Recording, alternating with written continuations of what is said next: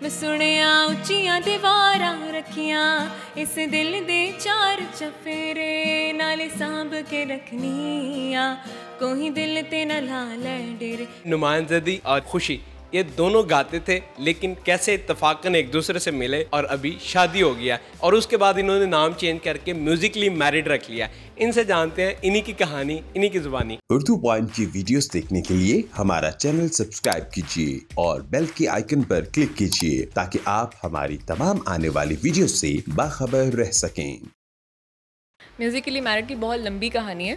तो अब लंबे पैके सुन लिए। एक्चुअली मैं कॉलेज में गाती थी और ये ऑलरेडी अपनी जगह पे बहुत फेमस थे, मतलब ये हमें बाद में पता लगा। तो हम इमेच्योर से थे, हमें एक प्रोजेक्ट मिल गया जहाँ हम लोगों ने परफॉर्म करना था। मैंने अपने बैंड के साथ परफॉर्म करना था और उधर जाने के लिए हमें सबने कहा कि यार तुम लोग कोई ट्रेनिंग ले लो, वहाँ जाके क्या करोगे। तो फिर मैंने सबको पूछा कि कोई म्यूज़िक टीचर हमें मिल जाए। तो एक मेरे एकेडमी के टीचर थे, उन्होंने मुझे कहा कि ये बंदा है, डिस्क्रिप्शन सुने ज़रा उन्होंने मुझे क्या बताई कि ये बंदा है, ये बड़े कमाल तरीके से गिटार बजाता है, चाहे गिटार को पियानो की तरह बजवा लो चाहे किसी और तरह से बजवा लो, और ये बस इसका नंबर ले लो। तो मैंने फटाफट से नंबर लिखा शीशे पे, पेन भी नहीं था मेरे पास, शीशे पे लिखा मैंने नंबर। तो शीशे पे लिखा किसके साथ? लिपस्टिक के साथ? हाँ, मार्कर बोर्ड मार्कर के साथ। तो फिर मैंने सोचा क्या लिखूँ, सर लिखूँ, नाम मुझे उन्होंने बताया नहीं, सर लिखूँ, भाई लिखूँ, क्या लिखूँ। खैर मैंने बड़े डिसेंट तरीके से पहले मैसेज किया कि सर इस तरह से मैं ये प्लान। उधर सर लिखा, भाई नहीं लिखा? भाई नहीं लिखा सर, मैं प्लान नहीं, मैंने कहा अंकल निकल है। तो फिर तो मैंने इसलिए भाई सर कह के उनको रेफ़र किया। तो मैंने कहा सर इस तरह से हम बेचारे बच्चे, बैंड हमारा एक है, तो आप प्लीज़ हमें ज़रा आके गाइड कर दें कि गाना बजाना कैसे है और वहाँ परफॉर्म कैसे करना है। इनकी मुझे कॉल आई कि अपने घर के पास ना कोई लोकेशन बता दें जहाँ मैं आ जाऊँ और आप मुझे वहाँ से अपने घर ले जाएं। मैंने कहा ठीक है, एक मस्जिद है मेरे घर के पास, मैंने वहाँ को बता दिया। और ये म्यूजिक एक्टिविटीज़ के लिए आप मस्जिद की लोकेशन दे रहे हैं? बिल्कुल। तो वहाँ को बता दिया मैंने इनको। 8 बजे का टाइम फिक्स हो गया, मेरे घर पे सब आए हुए, इनका वेट हो रहा है। फ़ोन आया कि मैं आ गया हूँ मस्जिद के पास, आप लोग मुझे आके वो पार्सल पिक कर लें वहाँ से। मैंने कहा ठीक है। अब मैं और मेरा फ्रेंड गए, हम लोग पिक कर लें इनको। माशाल्लाह से बहुत प्यारी सेहत थी इनकी, बहुत कमज़ोर थे ये और अंधेरा इतना था। एक मिनट कितना कमाल इन्होंने बोला, बहुत प्यारी सेहत थी। मैं सोच रहा था मॉडल लुक लग रही होगी, कह रहे बहुत अपनी सेहत नहीं देखी थी तब है, मुझे बातें कर रही है। मैं अपनी सेहत के बारे में बाद में कमेंट करूँगी। लेकिन ये अंधेरे में खड़े हुए, वहाँ पर कोई लाइट नहीं थी उस टाइम पे, तो मुझे बंदा नज़र नहीं आया, वहाँ पे गिटार नज़र आया।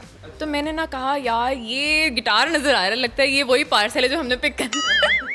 तो मेरे दोस्त ने कहा यार हम कैसे बुलाएं ना। खैर उन्होंने आवाज़ लगाई तो इन्होंने भी वेव किया। हमने कहा ये वही बंदा है जिसकी कॉल आई थी। लो मैंने कहा ये तो लड़का सा है ऐसे। हम पूरे रास्ते मस्जिद से घर तक, ये हमारे पीछे बाइक पे आ रहे थे, हम इनका मजाक उड़ाते आए कि बस हमें तो मुर्गा मिल गया है, हमने जाके रोस्ट करना है और चीज़ा लगाने, म्यूज़िक श्यूज़िक इवेंट जाए।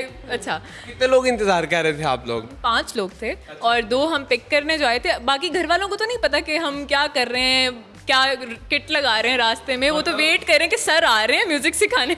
जब आपने देखा इनको तो चलो जी रजिया गुंडों में फंस गई। रजिया गुंडों में फंस गई। और देखा भी कैसे, ये फुल कवर्ड थे, जिस तरह वो होते ना हेलमेट के नीचे रुमाल, सिर्फ आंखें नजर आ रही थी। अच्छा तो इन्होंने पूरी तरह बाइक रोकी एकदम हीरो स्टाइल, ऐसे हेलमेट उतारा, फिर ऐसे मास्क उतारा और मैं वहीं पर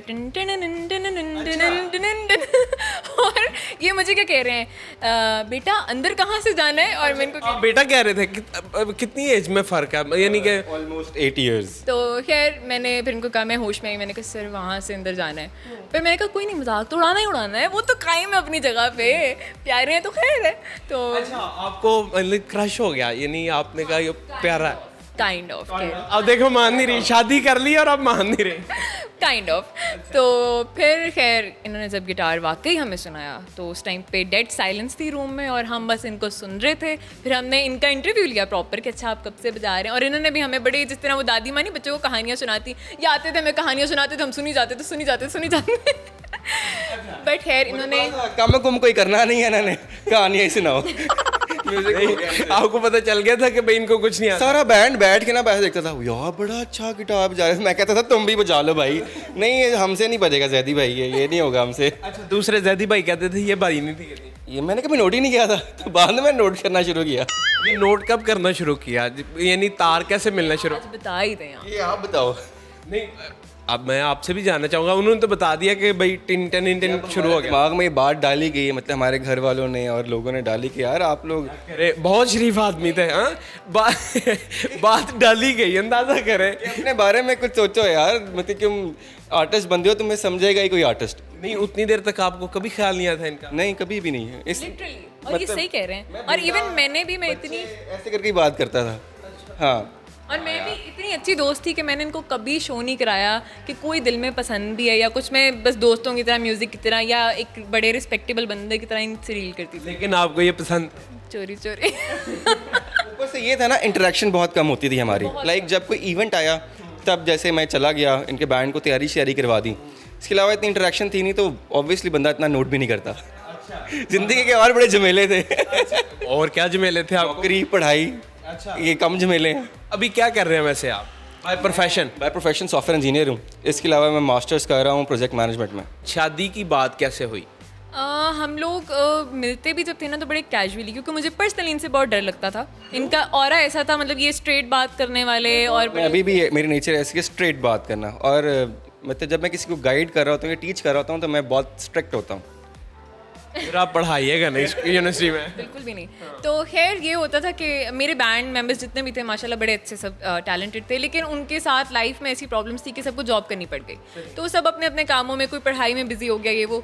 तो फिर मुझे क्योंकि शौक था म्यूज़िक करने का, तो मैंने इनको कहा कि आप मतलब एक वीडियो मेरे साथ ना हफ्ते में बना लिया करें, ताकि मैं ज़रा पोस्ट करती रहूँ, मेरे ना फैंस जो हैं स्कूल कॉलेजेस के वो ज़रा बरकरार रहें। तो इन्होंने कहा कि ठीक है बेटा, मैं आपके साथ वीडियो बना लिया करूँगा। तो वहाँ से हम वीडियोस बनाते थे। तो सबने जब देखा तो सबको कहीं लगा कि यार अच्छी केमिस्ट्री, अच्छी कैपेबिलिटी है इन दोनों के बीच में। जो मैं कहना चाहती थी वो बाकी सबने कह दिया। फील कर लिया। तो फिर बस इन्होंने सडनली मुझे एक दिन कहा, तो फिर आगे आप बताएं ज़रा। हुआ ये कि मतलब मेरी मदर ने, मेरी फैमिली ने कहा कि क्या सीन है, तुम लोग मतलब बड़ी अच्छी केमिस्ट्री है, आर्टिस्ट भी हो तो एक दूसरे को समझोगे भी। यानी सबका फोकस उस पर था, बस आपका नहीं था? मैं और बहुत चीज़ों पे फोकस था। मुझे बड़े होम्योपैथिक टाइप से ये। और बहुत चीज़ों पे फोकस था। तो मैंने कहा आइडिया तो बड़ा अच्छा है, एग्जीक्यूट किया जा सकता है। फिर मेरी फैमिली ने, उनकी फैमिली से बात की। फिर बड़ी मटेरियलिस्टिक अप्रोच है, आइडिया बहुत अच्छा है, एग्जीक्यूट किया जा सकता है। यार को फीलिंग्स भी होती हैं। फीलिंग्स आ जाती है आहिस्ता आहिस्ता। फिर ये कि जब आप साथ रहते हो, टाइम गुजारते हो, तो आपको पता लग जाता है कि यार अल्लाह वही करते हैं जो बेहतर होता है, और जो आपके लिए बेहतर है वही आपको मिलता है। फिर फाइनली शादी हो गई आप दोनों की, और म्यूजिकली मैरिड, ये क्या चीज़ थी? अभी एक निकाह वाली स्टोरी आपको नहीं पता। हमारे ना बहुत सारे मेरा बाजू था गया और अभी निकाह वाली स्टोरी रहती है। हमारे बहुत सारे फ्रेंड्स कॉमन है, मतलब इतने सारे कि आप गिनते गिनते थक जाएंगे। तो उनमें से काफ़ी ज़्यादा इनवाइटेड थे हमारे निकाह पर, और उन सबको ये पता था कि मेरा निकाह है, लेकिन किसके साथ है ये नहीं पता था। किसी को नहीं पता था।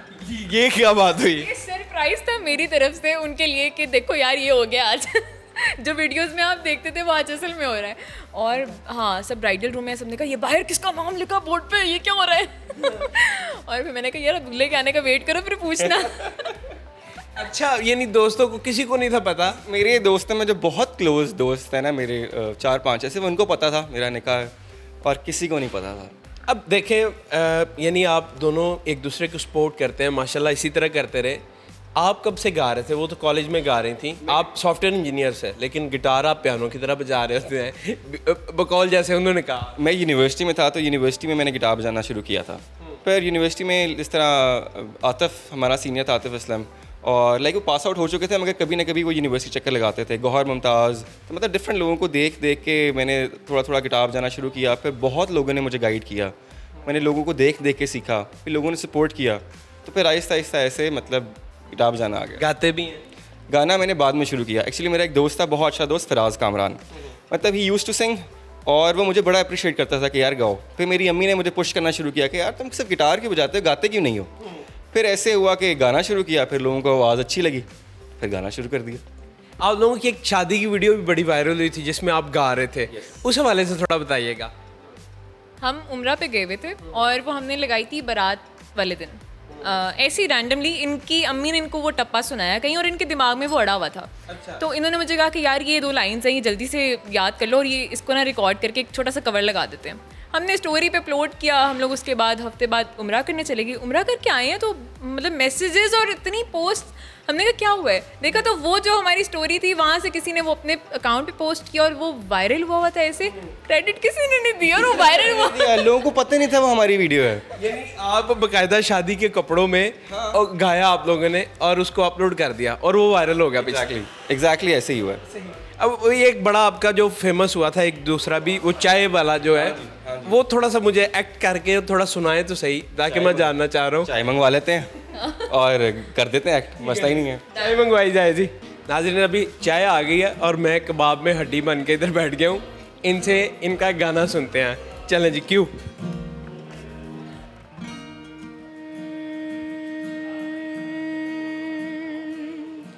तेनू तकिया होश ही भुल गई, गरम गरम चाहत ते डुल गई। तेनू तकिया होश ही भुल गई, गरम गरम चाहत ते डुल गई। हथ ते डुल गई चाह सजना, ऐसी तेरी निगाह सजना। जांदी जांदी दसदी जा तू दिल दे विच की तेरे, दिल दे विच की तेरे। मैं सुनिया उच्चियां दीवारां रखियां, इस दिल दे चार चफेरे नाले सांभ के रखनिया। कोई दिल ते न ला लै डेरे, वे मेरा पहला भी दिल टुटिया। हाँ टुटिया मेरा एक वारी, ताइयों दिल दी दीवारां ते मैं एक ना बनाही बारी। वाह जी वाह, माशाल्लाह। मुझे रोना आ रहा है, मैंने भी शादी करवानी। माशाल्लाह, इतना अच्छा आप गाते हैं दोनों, और दोनों के अंदर जो केमिस्ट्री है, यकीन करें आउट क्लास। आपको कैसे पता नहीं चला था यार कोई लव का सीन? बस गौर नहीं किया। लेकिन एक बात, मैं वाकई तब अच्छा नहीं गाती थी, मतलब बस गा लेती थी। मुझे असल में म्यूज़िक जिसने सिखाया ना वो यही है। मतलब मुझे इन्होंने बहुत अच्छी तरह ट्रेन किया है कि यहाँ से गलत गा रही हो दोबारा गाओ, दोबारा गाओ, दोबारा गाओ, नाक से गा रही हो गले से गाओ। मेरी आदत है, बताया ना कि मैं एक बड़ा सख्त किस्म का टीचर हूँ। मुर्शद। मतलब कभी कभी मैं इतनी फील में गा रही होती थी और एकदम से रोकते थे, रुको दोबारा। मैं कहती थी यार मैं इतनी फील में गा रही थी। कैसा नहीं, एको होती है पंखे के शोर में ना, समझ नहीं आती। गाओ गर्मी में। वाह जी वाह। अच्छा, जितने भी लोग देख रहे हैं उन सबको क्या मैसेज देना चाहेंगे आपकी शादी के हवाले से, म्यूज़िक के हवाले से, जिस तरीके से एक दूसरे को आप सपोर्ट कर रहे हैं, क्या मैसेज देना चाहेंगे? पहले मैं आपसे जानना चाहूँगा, फिर आपसे। मेरा यही मैसेज है कि एक कपल जो होता है वो अगर आपस में एक दूसरे को समझेगा नहीं और एक दूसरे को सपोर्ट नहीं करेगा किसी भी फील्ड में, तो शायद आगे जाके फ्यूचर में प्रॉब्लम्स हो जो अब हालात चल रहे हैं। और हम देख भी रहे हैं कि मतलब किस तरह जनरेशन किस तरफ जा रही है। तो एक दूसरे को समझें, एक दूसरे की टैलेंट की कदर करें, किसी को रोके नहीं कि बस शादी होगी तो अब कुछ नहीं करना, ऐसे नहीं है। पढ़ने दें, टैलेंट है तो उसको परस्यू करने दें और एक दूसरे को टाइम दें। आप क्या कहना चाहेंगे? यही कि पॉजिटिव रहें और एक अच्छा मैसेज दें साथ होके कि एक मैरिड कपल काफ़ी कुछ कर सकता है, ठीक है। और जितना मतलब जिस तरह हम लोग कहें कि जितना एक दूसरे को आप समझेंगे, एक दूसरे को फ्री हैंड देंगे, चीज़ें उतनी अच्छी होंगी। जितना ज़्यादा एक दूसरे के ऊपर नज़र रखेंगे, चीज़ों में घुसेंगे, चीज़ें ख़राब होंगी। तो एक दूसरे पर ट्रस्ट करें, ये सबसे बड़ी चीज़ है।